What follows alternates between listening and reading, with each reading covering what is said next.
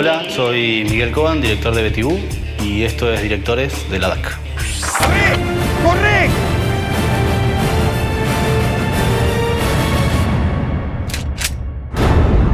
¿Te molesta que te diga BTV? No es el sobrenombre, es cómo llegó a mí.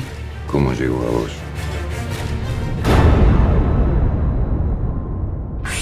La película BTV está basada en la novela homónima de Claudia Piñeiro.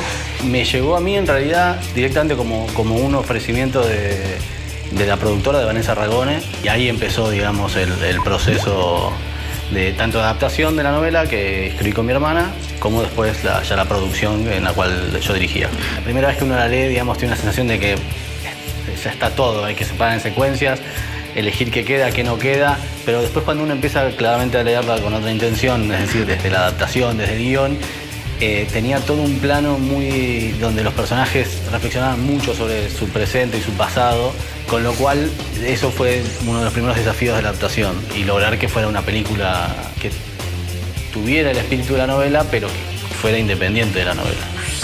Cuando hicimos Sin Retorno, por estética, como por condiciones de producción, por un montón de razones, hicimos una película muy seca, muy ascética, donde, por ejemplo, la cámara no se movía si los personajes no se movían, ¿no? O sea, y eso producía claramente una densificación de la película. Y claramente ya desde la novela, BTV me pedía todo lo contrario, ¿no? Digamos, en la construcción de las noticias, en cómo un hecho llega a los lectores, y a partir de eso cómo se construye una trama policial más bien clásica de género, digamos, ¿no? Y eso me parecía que era toda una especie de un combo. A mí personalmente el policial me atrae mucho, y entonces esto eran como muchos elementos que la verdad que enseguida me entusiasmaron. Bueno, la elección de los actores empezó claramente por el personaje de BTV. Leyendo la novela, el deseo de todos era que fuera Mercedes Modán, y por suerte Mercedes lo quiso hacer. Aparte de que su trabajo me parece extraordinario, trabajar con ella fue un placer. Hizo que la película fuera muy placentera de hacer. En el caso de Brena era bastante difícil, un personaje, esos personajes que a priori no parecen tan atractivos, pero que tienen que ser muy atractivos al mismo tiempo. Y la verdad que encontramos en Daniel Fanego ese equilibrio entre ese personaje que no es un ganador, que no dice nada para agradar, y sin embargo permanentemente nos sentimos identificados y nos sentimos y queremos seguir con él, digamos, ¿no? Alberto Aman es quizás el personaje que tengo un poco más adaptado con respecto a la novela, pero creo que fue muy redituable, digamos, porque aparte de que Alberto tiene una gran presencia y tiene una forma muy sutil de cómo se engancha en las escenas, cómo está siempre presente y cómo se vincula con el resto de los personajes.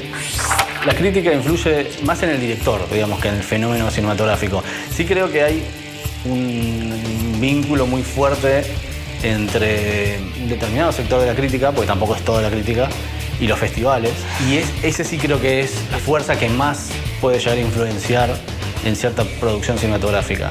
Pero claramente hay una influencia en el público masivo, sobre todo en determinados medios, con las críticas más masivas, digamos, ¿no? Al cine argentino yo creo que, o cualquier película argentina, la crítica le afecta. Pensar si son positivos o negativos a veces es como un poco inútil, digamos, ¿no? Es como que hay que aceptarlo y aprender a convivir con ello. Digamos, yo como admiración, tengo admiración a muchos directores, a veces son películas más que directores, que son digamos, de cualquier índole y factor, digamos, ¿no? Digo, desde clásicos como Hitchcock a los hermanos Coen, que me parecen increíbles, digamos, en una precisión, y Kubrick probablemente me parezca el director que más me entusiasma en todos los sentidos. Uno de los mayores desafíos o problemas que tenemos nosotros como industria en este momento es claramente lo que sería el lanzamiento, la exhibición, las posibilidades de que la cantidad de películas que hay ya están terminadas logren un lanzamiento razonable, digamos, y no digo que lleguen al público, porque después el público elige lo que quiere, digamos, y uno no puede controlar eso, pero sí por lo menos darle la oportunidad al público, a la película de tener la chance de por ahí ser elegida, digamos, ¿no? Ni siquiera en las salas del Inca, las películas chicas logran tener un día completo, digamos, ¿no? Tienen 2 funciones, a veces no llegan a la semana, digamos, hay una grilla súper compleja y eso también al espectador a veces creo que no es lo ideal, ¿no? O sea, el espectador necesita saber que está en tal cine toda la semana, hay como una tradición sobre eso. Hay una cosa que sí que es universal, digamos, ¿no? Que es en todo el mundo el guión no está todavía considerado en términos económicos como un valor agregado para la película, lamentablemente, pero creo que es el más importante de todos. Porque cuando uno no lo tiene resuelto en el guión, en el rodaje no lo va a resolver. Si uno toma lo que se cree que es los elementos fundamentales para que una película sea buena y se ponen todos y todo funciona y hay presupuesto y hay lanzamiento y después la película no funciona, digamos, ¿no? En ese sentido, por suerte, el cine, y eso creo que es la parte más artística del cine, una de las partes que todavía sobreviven del arte dentro del cine, es una alquimia y no alcanza con saber contar, saber filmar o tener presupuesto o tener grandes actores. A veces las películas cuajan y a veces no.